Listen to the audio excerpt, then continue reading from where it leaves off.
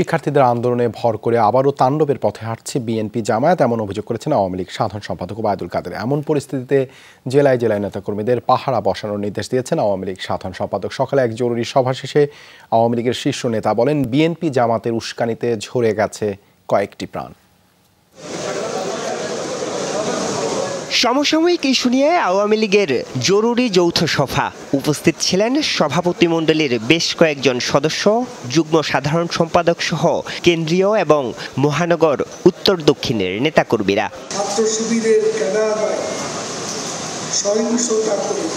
সভা শেষে আওয়ামী লীগ সাধারণ সম্পাদক বলেন, শিক্ষার্থীদের আন্দোলনের নেতৃত্ব এখন বিএনপি জামায়াতের হাতে। বলেন, এমন পরিস্থিতিতে চুপ থাকতে পারে না আওয়ামী লীগ। আমাদের অস্তিত্বের প্রতি হামলা আসছে, হুমকি আসছে, এই পরিস্থিতির মোকাবিলা আমাদের করতেই হবে। কাজেই যার যার এলাকা যা, আজকেও তাদের ভয়াবহ তাণ্ডব সৃষ্টি এজেন্ডা আছে। ওবায়দুল কাদের বলেন, সারা দেশ থেকে রাজধানীতে সন্ত্রাসী এনে গুপ্ত হত্যার পথ বেছে নিয়েছে বিএনপি জামায়াত।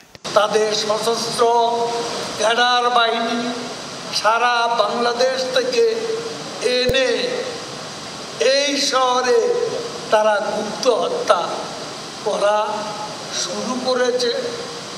আরও অনেক বাজে পরিস্থিতি, ভয়াবহ পরিস্থিতি সৃষ্টির আহ্বান জানাচ্ছে, উস্কানি দিচ্ছে। ওবায়দুল কাদের বলেন, সাধারণ শিক্ষার্থীদের দাবির প্রতি সরকার সহনশীল।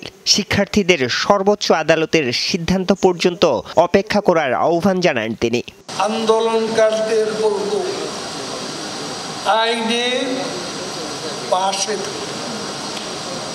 সর্বোচ্চ আদালতের নির্ধারিত তারিখে শুনানির জন্য অপেক্ষা করুন, ধৈর্য ধারণ করুন। কোনো অপশক্তির উস্কানি বা ষড়যন্ত্রে পা দেবেন না। আরিফুর রহমান সবুজ, যমুনা নিউজ, ঢাকা।